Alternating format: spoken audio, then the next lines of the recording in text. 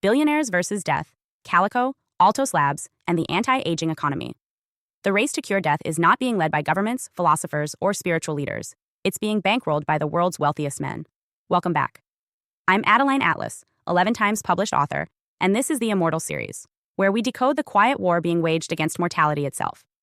In the last video, we asked a bold question: can death be cured? Today, we take that question a step further by asking not just if it can be cured, but who is trying to cure it, why, and what that means for the rest of us. Because the movement to extend human life indefinitely is not being driven by your local hospital. It's being led by tech billionaires, men with empires of data, fleets of AI systems, and the power to influence governments without ever running for office. These are not your average wellness gurus.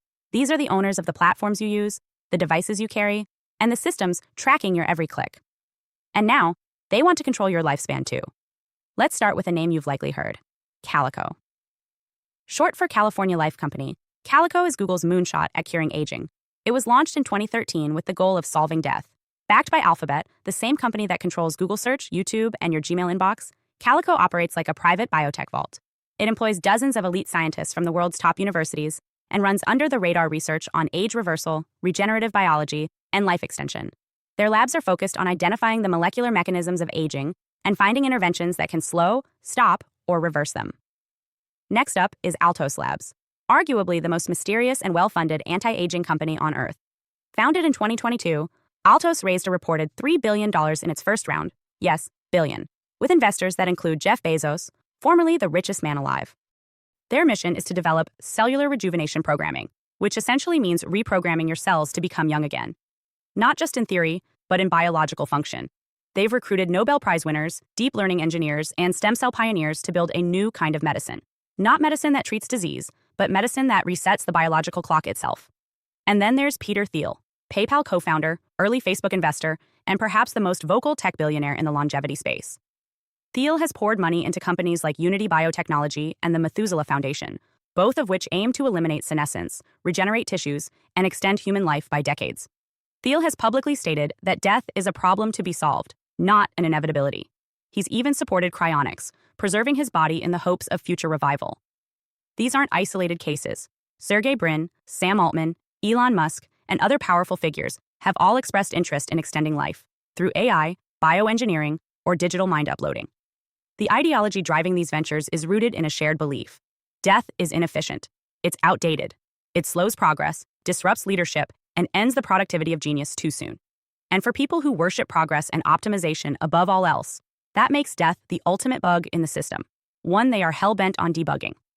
But what happens when curing death becomes a private race among billionaires? Let's examine the implications. First, access.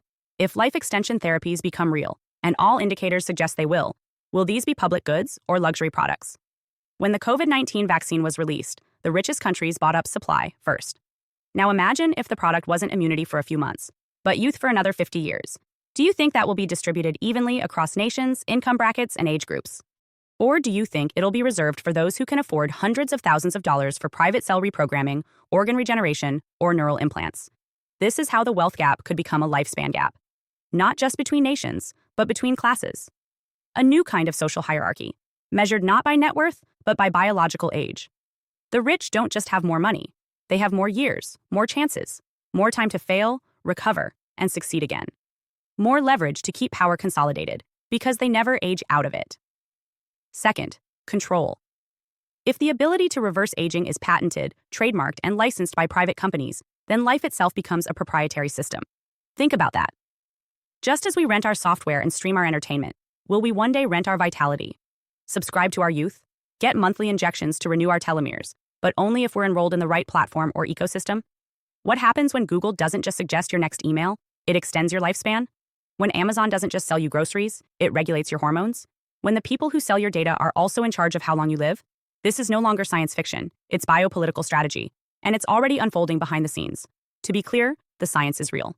Cellular reprogramming has already restored vision in blind mice, reversed aging markers in kidney cells, and extended the lives of multiple organisms in lab settings.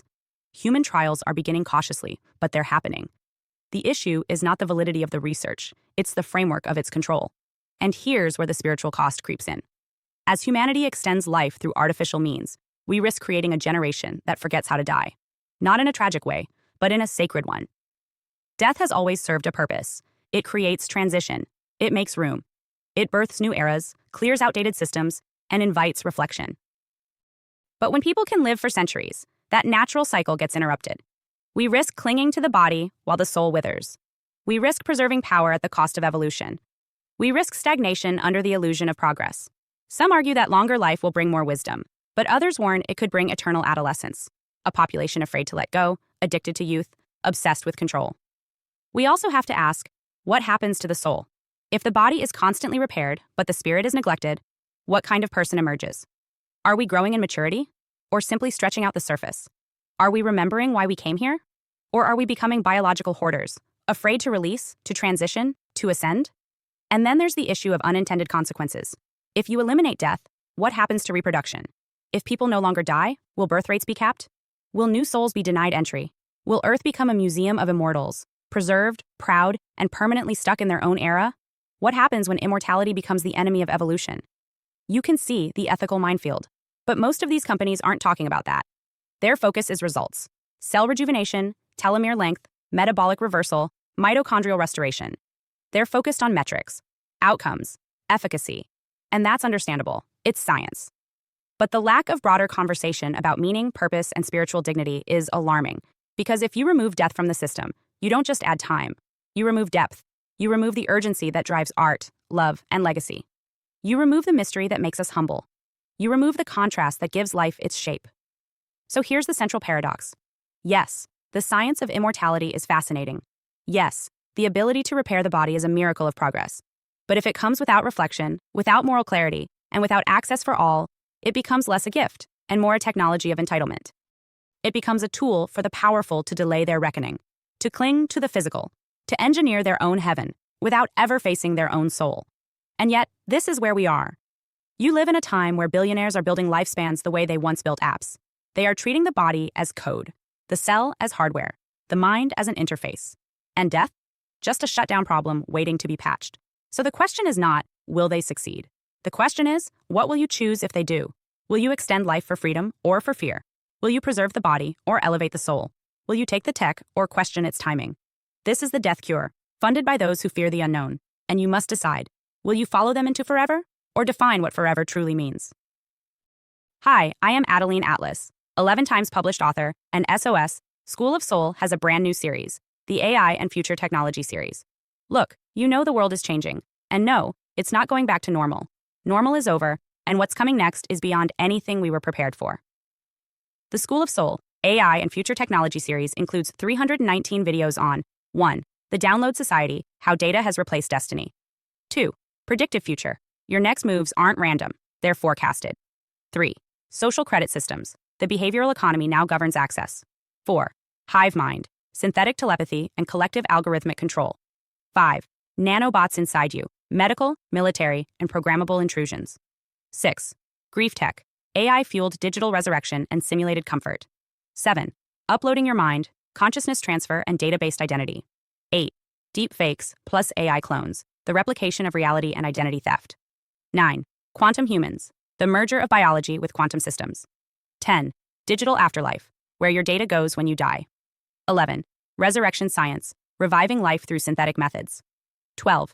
Immortal science, the end of death as we know it. 13. Longevity science, gene editing, anti-aging, and bio-upgrades. 14. Designer babies, engineered perfection before birth. 15. Artificial wombs, birth decoupled from the female body. 16. 3D printing, printing organs, limbs, and even humans. 17. The humanoid era, the rise of synthetic beings among us. 18. Legacy humans, the slow phase-out of unmodified analog people. 19. Smart cities, algorithmic environments that watch and decide. 20. Cloud-based societies, citizenship without borders or bodies.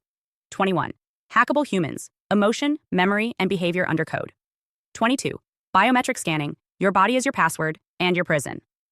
23. Sex tech, intimacy reprogrammed by machines. 24. Extinction of gender, fluidity, deletion, and design of identity.